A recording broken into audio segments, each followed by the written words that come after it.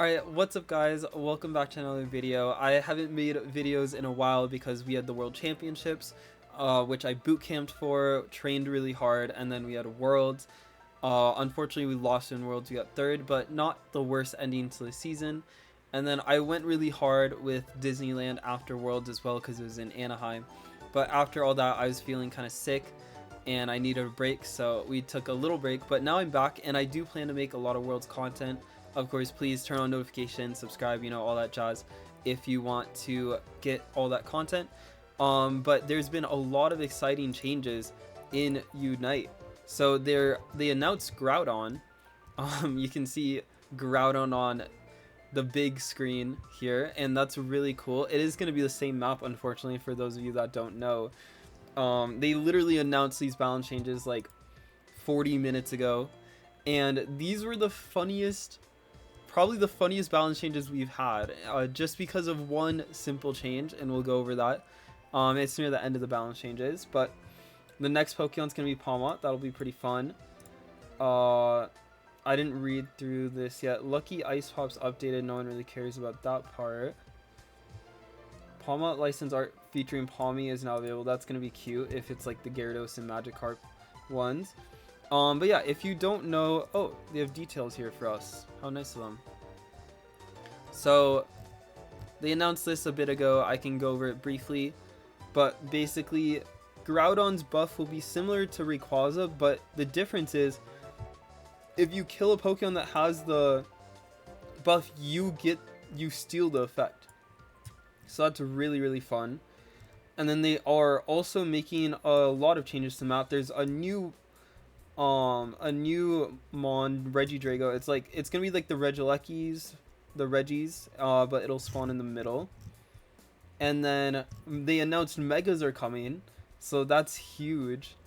A bunch of Mega evolutions, and they actually already announced Charizard and Lucario Megas, and there's 2 more Megas that they confirmed are coming to the game for sure.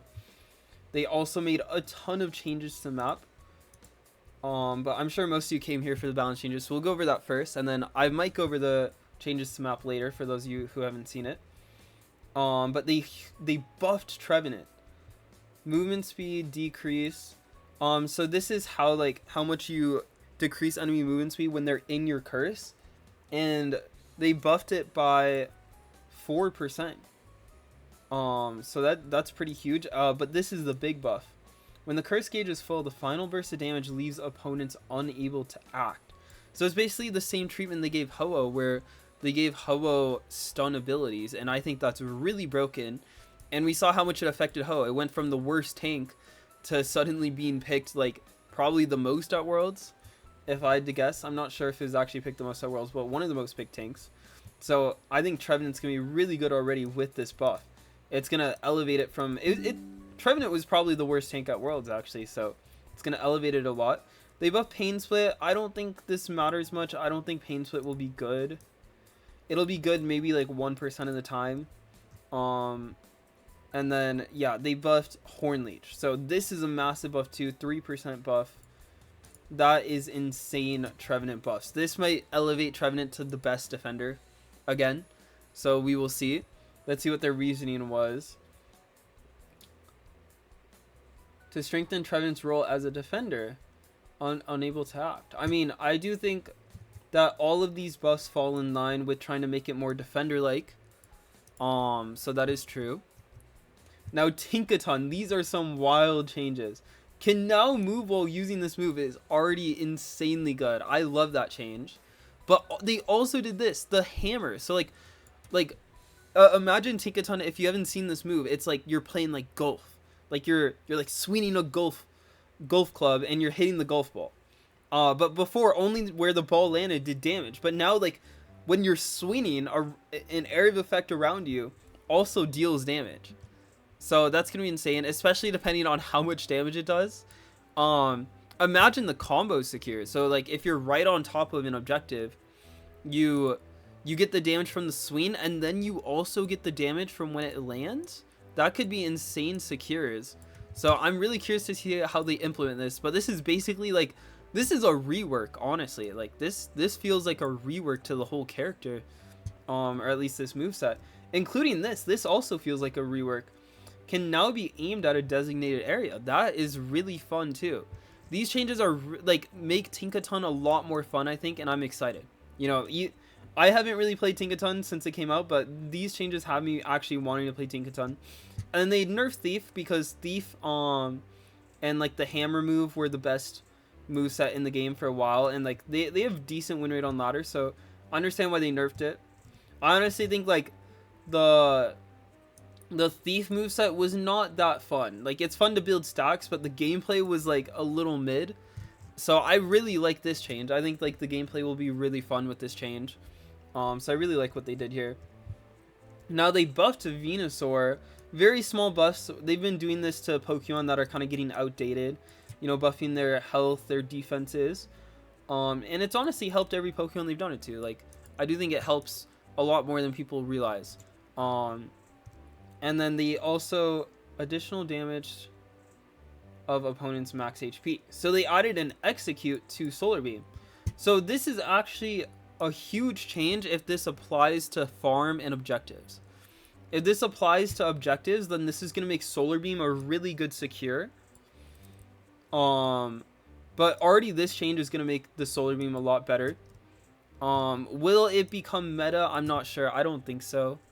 But maybe like they did, like these are like not like this is a pretty sizable buff. Sorry. I think this is like a 90 special defense buff. So they made it tankier, which helps the Giga Drain movesets. You can run Giga Drain Solar Beam. And then adding this execute helps you get more value out of your Solar Beams. We'll see. Maybe Venusaur could be good. They also buffed Armarouge, so this is very much like we're getting into like we had the tank all-rounder, and then I think it's like attackers from here on out. Yeah, like attacker. Holy. This is definitely the attacker patch. They buffed Armor Cannon. I don't think this buff will be enough to make it good. They buffed this is like the basically the dash on Armarouge. I actually think this buff might make this move a lot more usable.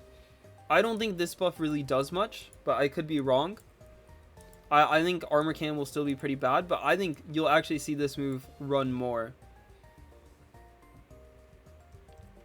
And then they buffed Intel, which is crazy to me. I still think Intel's pretty decent. It's still very playable. And it was like such a monster for so long. It was like the best attacker in the game for so long. And it was like kind of like not top of the meta for a little bit. And now they're buffing it. Like, that's insane. Like, I would say this was like the first change I really disagreed with that they did in this balance change. I really don't like this change. Not only did they buff like the stats, they also buffed Snipe Shot, which like I think Snipe Shot is a very like unfun mechanic. Like, I don't think like the fact you can tap it and like win the game off that is like not a very fun mechanic. So it's like one of those moves that I'd prefer to not be top of the meta. So I really do not like this buff. I honestly hate this change here. But of course the Intel mains are going to be rejoicing. Now the Delphox change, damage 30% increase. I actually think this is pretty sizable, along with the movement speed increase. Like this is enough to make Delphox a major threat in the late game, much more so than it had been. But I'm also worried about these changes because these moves are not like Delphox Flame Charge, with the Mystical Fire and like Snipe Shot. I feel like these moves don't allow the opponents much counterplay. Like, there's not much like skill expression into countering them. Like, I will say this is a very fun moveset though. But I personally would not like to see Flame Charge Delphox at the top of the meta again. I think it's like really toxic for roles. Maybe I'm really biased because I'm a tank main, you know, but like tanks can basically do nothing to a Delphox like ulting, like flame charging around them. Like we're just like easy pickings for them. So I personally hate when Delphox is meta because of that, especially this moveset. But yeah, now on to like the fun stuff. Mewtwo Knight X is coming to the game. So this is gonna be similar to the Zacian, where it's a fixed item. So I'm assuming when Mega Lucario comes and Mega Charizard, it's going to be item you can equip and unequip, so you can choose to have the Mega Evolution or not, which will be really fun. I'm assuming, I don't know. But these items for Mewtwo, like Mewtwo, you won't be able to choose to not have the Mega Evolution. You need the Mega Evolution. And it makes sense because I feel like Mewtwo's kits, like both Mewtwo X and Mewtwo Y, are pretty boring without the Mega Evolution. Like, they were designed with the Mega in mind, and also they're two different Pokemon with the Mega in mind. So I do think it's important to keep this fixed. So I like that they did this and didn't do anything dumb here. Now these are some pretty massive buffs. This is almost a 2x buff to the Mega Evolved state.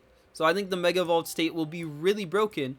But keep in mind, Mewtwo X is losing a held item, and it already wasn't very good. They did buff the moves a bit. This movement speed increase is going to be really nice because Mewtwo X does get kited a lot. So having the extra movement speed and not get kited is good. And then the damage increase as well. This is a coin flip because like if the Mega's really strong, then Mewtwo X of course could be a top of the meta character. But it's hard to tell. Like, I feel like these buffs are not good enough to elevate Mewtwo X. And I think it's, like, very coin flip. Like, either it'll be a very top of the meta character or it'll be, like, bottom tier. I feel like it'll be one or the other, and I'm not sure. I'd have to feel this change in game to see how strong it is. But my initial impression is I don't think Mewtwo X will be that good off of these changes. Just because it's losing a whole item. And yeah, Mewtwo wise, losing an item, which I think was deserved, is probably the best attacker at Worlds. And I'm actually not sure if this is a buff or nerf. I'd assume it's nerfs, but I'm not entirely sure. So I'll have to wait for the Unite DB breakdown of the patch to come out to tell you guys. But they hard buffed Recover, which Recover definitely needed it because people always ran Teleport instead of Recover. So it makes sense. I don't hate this change. And yeah, we'll see if Mewtwo Y, if these are nerfs, I think Mewtwo Y is completely killed on this patch. I'm sure they'll like buff it in the future, but like in this state it'll be terrible. But if these are buffs, I mean fixed at 3% just does not sound like it's a buff. So yeah, but if it's like the same or like better, then Mewtwo Y might still be decent. But yeah, anyways, Charizard got just these are nerfs across the board. These are all nerfs. I think Charizard will still be okay. But like I feel like it's the type of character that needs to be like really good to be picked a lot. So I think you're gonna see it being picked in tournaments way less. It'll be more of a counter pick. And they nerfed Ho-Oh again. It's just nerf after nerf after nerf. I do think these are all really smart nerfs. I think they didn't realize for the longest time that like the biggest reason Ho-Oh was strong was because of Flamethrower, because Flamethrower was already a really good move, and they finally gave it like actual secondary moves. I still think Sky Attack is actually pretty good, so I think you'll probably be running like Sky Attack, like Fire Spin Ho now, and that'll still be good. But I think like the Sacred Fire Flamethrower moveset got completely killed here. And then they nerfed Zacian, which I like a lot. I think nerfing Zacian discourages flip, and you saw a lot of teams flipping at Worlds, so this change makes sense. It's not the biggest Zacian nerf, so I still think Zacian will be competitively viable. They nerfed Rapidash, it makes sense, also a very strong character. I think this 5% decrease is actually like very strong. And then I'm not sure what Psybeam is. I don't really play much Rapidash, maybe that's an early game move. Maybe they explain here. Galarian Rapidash combined with high mobility makes it extremely... Okay, I'm not sure which one Psybeam is. That has to be an early game move, right? Because it's Smart Strike, Dazzling Gleam, Fairy Wind, and then Agility. So this has to be an early game move. But yeah, nerfing the early game is actually really good. I like this. And then the 5% damage nerf on Dazzling Gleam. I really like it. So I think Rapidash will be a lot worse with these nerfs. They nerfed Latios again. I think it honestly needed these nerfs because of solo queue. Like a good Latios in like solo or duo queue is gonna completely run the game. So I think these were necessary, honestly, but poor Latios. I don't think it's that good in competitive. And here is the change, guys. This was so funny. I was actually laughing so hard when I saw this. The Check It Out quick chat can no longer be used on allied Pokemon, as it was often used for negative purposes to criticize teammates. Guys, this change actually feels like the developers are actually like playing the game. Like before some of the changes they made, it actually felt like they just don't even play Pokemon Unite. But like this change like means that like someone on the team, they either hired someone or like someone that was on the team previously is actually playing solo queue and realized this was an issue. Like that's actually huge. Like this is a huge change. This is like the most in tune with the game change they've made in the history of the game. They've made a lot of out of touch changes, and like this actually gives me hope for the future changes, but we will see. But this is actually a great change. I love it. And then bug fixes. I haven't actually read any of these, so we'll see if any matter. Damage from the held item Rocky Helmet was reducing the cooldown of Lucario's extreme speed and Trevenant's natural cure ability. So I didn't hear about extreme speed, but I did know this was a bug with Power Up Punch, so I assume they probably meant Power Up Punch, but we shall see. I didn't know it was working with Trevenant's ability. That's crazy. That's actually crazy. No wonder I saw a lot of Asian Trevenants running Rocky Helmet. I just thought Tree was really bad, and I was right. Like, it didn't really do well at Worlds. So I just didn't play Tree at all. But I think Tree is probably the biggest winner of this patch. So as a defender main, I will be hard grinding Tree. Maybe releasing a guide for you guys. Fixed a bug where the additional damage based on missing HP from Meowscarada's Flower Trick was calculated before the move's base damage. That's interesting. I don't think that matters much. We fixed a bug where the activation range of a Alolan Raichu's Unite move did not match the pre-activation indicator. I don't really play Raichu, so I didn't know there was a thing, but that's going to make Raichu even better.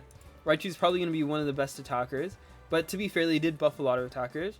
The order of some Pokemon on the Pokemon list screen has been changed. Alright, well, I hope you guys enjoyed this quick video. Hopefully I'll be pumping out videos for you guys soon. I don't feel like 100% better, and I want to make sure I get enough rest.